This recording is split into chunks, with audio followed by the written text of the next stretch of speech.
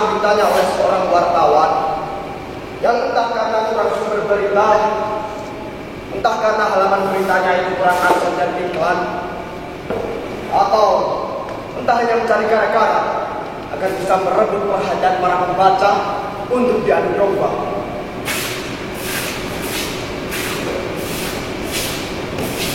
Mau bagaimanapun, saya tetap menjawab pertanyaan wartawan itu dengan jantan, agar seketika wartawan itu yakin dengan jawabanku yang singkat, tegas, dan sederhana.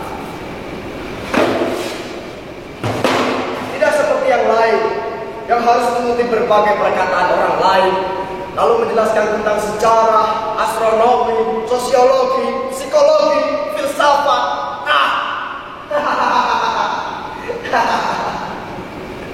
Lalu akhirnya mengembalikan pertanyaan itu lagi kepada wartawan.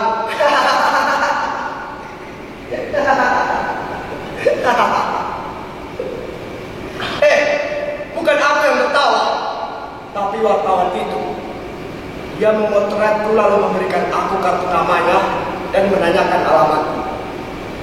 Dengan terpaksa, aku pun memberitahu di mana tempat aku tinggal. Sesuai petunjuk arah belok kanan dan belok kiri, seperti lubang cacing di tengah pemukiman yang padat penduduk. Tapi karena inilah, Pak RT dan Pak RW datang ke rumahku. Semula, aku mengira kedatangan mereka itu untuk mengusut perkara gosip bahwa aku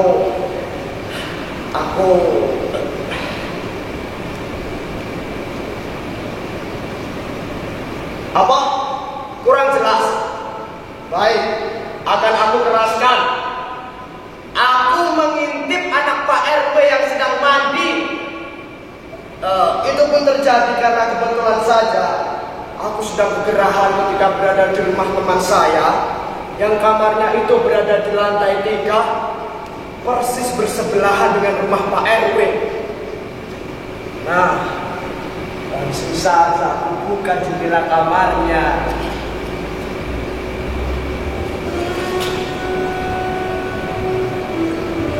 Ya permata.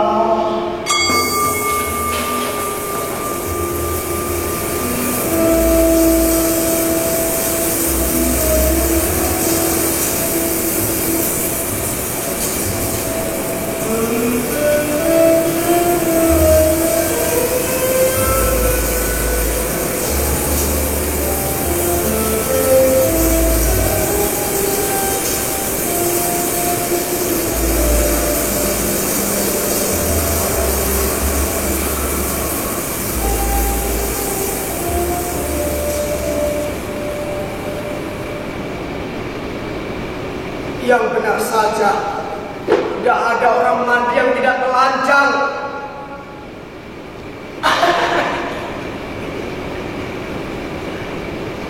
Walaupun besar sebelah, kalau aku boleh memilih lagi, lebih baik aku tidak akan pernah melihatnya telanjang. Karena setiap melihat wanita itu lewat, apapun pakaiannya, mataku yang terus saja terlihat telanjang.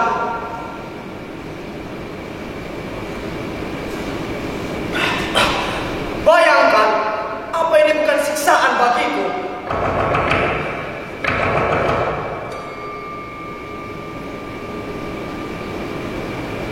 Bukan apa-apa ini. Sampai ngurangi rasa terima kasih aja sama lo yang udah jadi warga yang baik di lingkungan pemukiman kita ini.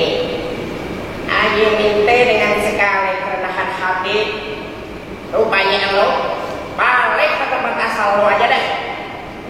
Nah, soalnya warga asli di sini nih udah kagak betah punya tetangga kayak lo yang sukanya nyebarin teror, subversif, aneh ujaran kebencian. Ada. Pokoknya, aja kasih waktu buat lo 1 kali 24 jam buat lo cabut dari sini.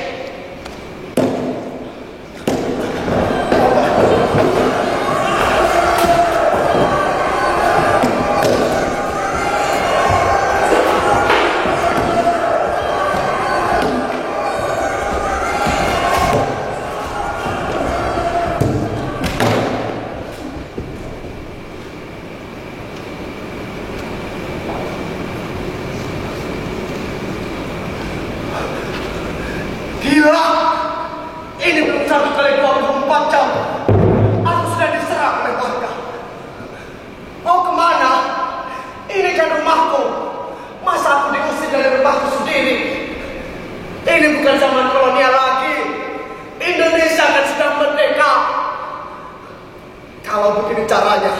Ini seperti kasus Inul yang diusir dari Jakarta. Tidak ada gunanya ngomong dengan orang yang sudah kalah. Demi keselamatan, aku sudah mencoba apa saja tergapai. Lalu lari mencari pakan lewat jalan belakang.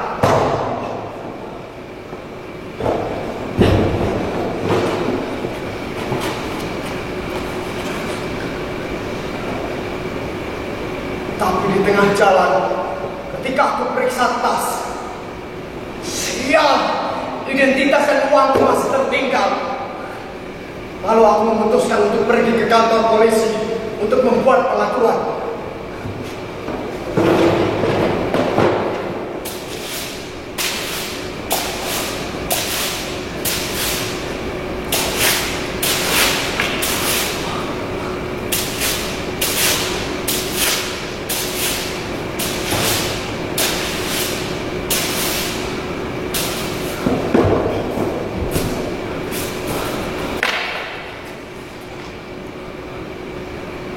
Permisi Pak, saya sedang mengalami musibah. Saya diusir dari rumah saya sendiri. Saya diusir oleh orang-orang yang tidak percaya dengan apa yang saya katakan Pak. Untung hanya pencur Pak. Coba kalau saya tidak lari, pasti saya sudah pecah otak.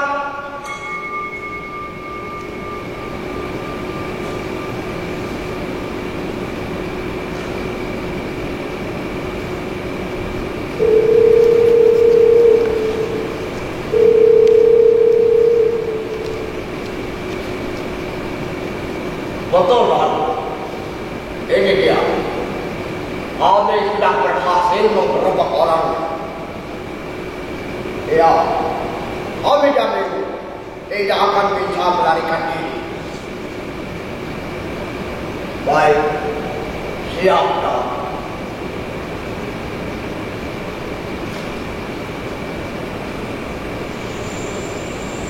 Apa betul kau orangnya? Apa betul kau yang sudah mengatakan bahwa kau tidak bangga menjadi orang Indonesia? Jangan! Aku belum tahu. Negeri ini direbut dengan darah dan air mata. Dan sekarang kau tidak perlu menghina. Kau menantang apa? Kau tidak tahu bagaimana kami dilatih untuk menjaga negara ini dan menyerahkan setiap jiwa dan raganya. Kau tidak tahu bagaimana kakek saya mati di zaman kolonial dan ayah saya mati di perbatasan negara sana. Ayo ngomong, dan aku punya alasan menghancurkan batu kepala kau.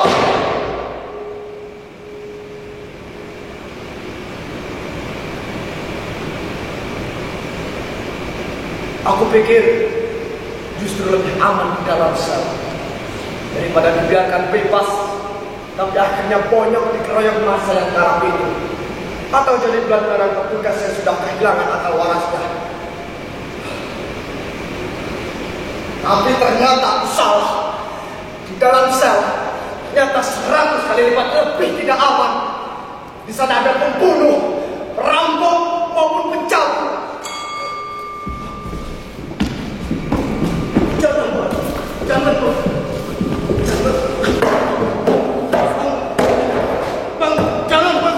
jangan.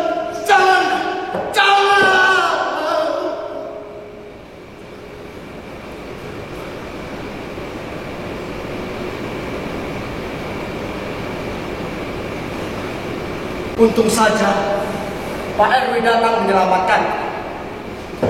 Jika membayar uang jaminan, aku dikeluarkan.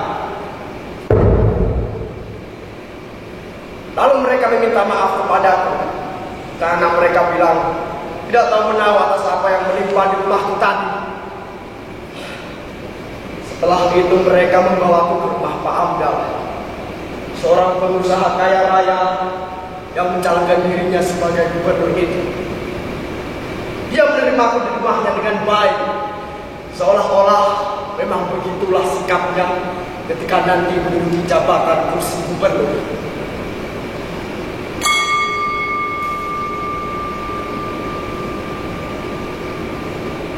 Oh, jadi kamu orang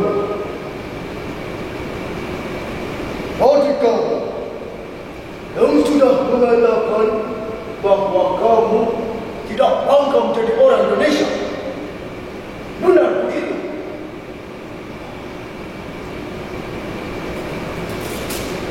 Adi, apa maksud dari pernyataanmu tidak bangga menjadi orang Indonesia? Apakah itu merupakan perwujudan dari kebebasan berpendapat? Atau hanya ingin menjadi viral agar bisa memancing masyarakat? Kamu berani sekali. Itu bukan soal keberanian ataupun ketenaran, Pak. Tapi itu adalah sebuah kejujuran. Apa kamu merasa itu merupakan bagian dari kebebasan berpendapat, dosa asasi, ataupun realisasi dari penegakan demokrasi? Alacak, asal tidak tahu diuntungkan. Panggil semua wartawan masuk.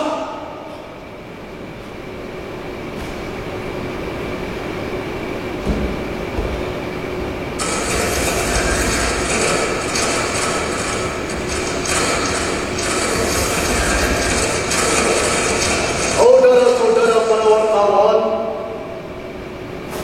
inilah warga kita yang sudah memberikan pernyataan mengejutkan di media massa bahwa dia sama sekali tidak punya kebanggaan lagi kepada Indonesia. Sebagai putra daerah, saya merasa sangat terpukul, bertambah pedih oleh pernyataannya itu. Dan betul saja, belum tamat 1 hari, rakyat itu sudah lelah dan mengamuk. Saudara ini kemudian dijebloskan di dalam sel. Begitu saudara ini masuk, hartanya langsung dirampas dan kontan mau maaf disodoni. Saya ini terpaksa bertindak lagi, saudara-saudara. Saya tebus beliau ini dengan memberikan jaminan, sehingga sekarang ini saya bisa berbicara dari hati ke hati dan mengatakan bahwa ulahnya itu sangat berbahaya bagi kita semua. Syukur alhamdulillah, saudara-saudara, suara saya masih dapat mengetuk kesadarannya. Hingga sekarang ini, beliau bisa berdiri di depan saudara-saudara sekalian tanpa paksaan, serta tidak kurang suatu apapun untuk menyampaikan kata maaf kepada seluruh bangsa.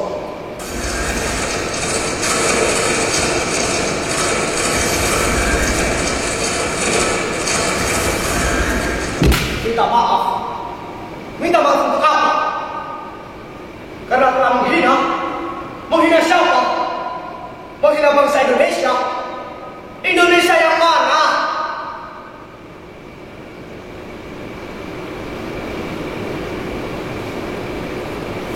Oh, saya tahu.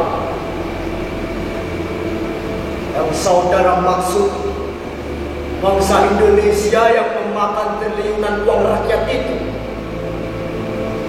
yang menjual sumber daya serta menzalimi kehormatan bangsa ini. Indonesia yang penuh dengan segala manipulasi, ketidakadilan, kekejaman, dan kecurangan. Pada Indonesia yang penuh dengan segala ketimpangan.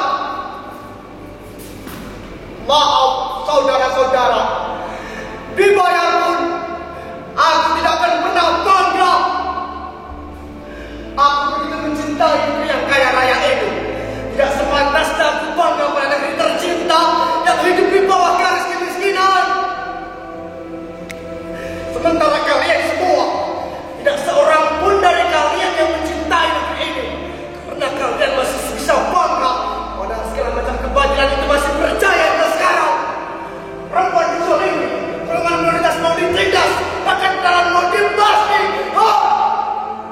Bukan aku, tapi kalian yang menghina negeri ini, menghina 270 juta jiwa, karena kalian masih bisa bangga pada segala macam keberesingan itu masih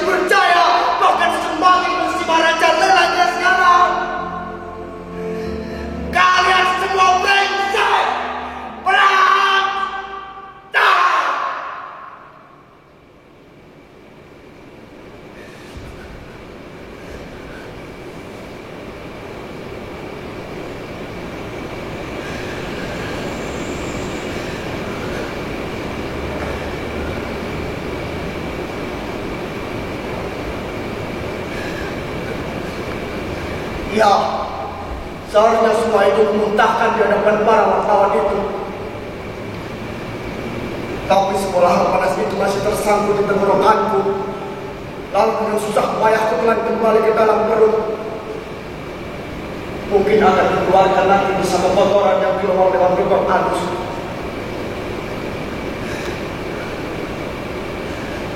Ya Allah, calon gubernur itu paham betul bagaimana menjinakkan pemberontak kesiangan seperti aku. Skenario-nya memang canggih.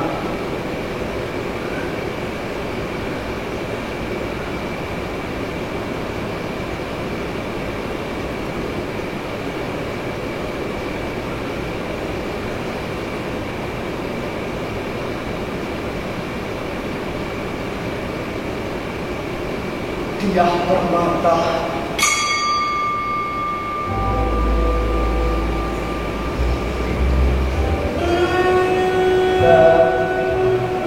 Alam sekarang adalah ujung tombak dan sukses Bapak.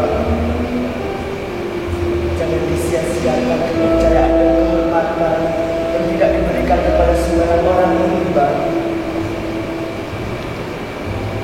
Mainkanlah sebenarnya Bapak demi masa depan kita.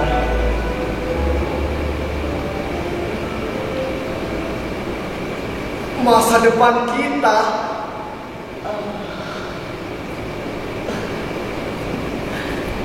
Iya sayang.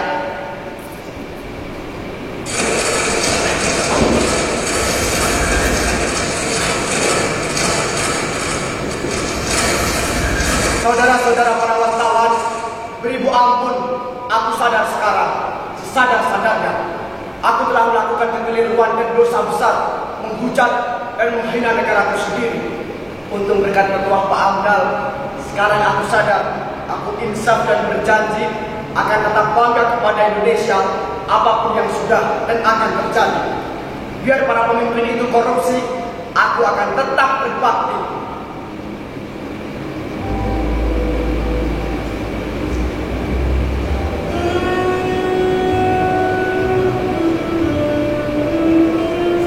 Kunci dari Pak Amdal ada di tasku Bapak. Abang akan menjadikan kepala protokol bila Bapak menang dalam pilkada. Dan ayahku sendiri memang sudah siap menjadi perusahaan investasinya. Datanglah abang nanti dalam upacara pernikahanku dengan putra sulung Pak Amdal yang akan segera pulang dari Amerika.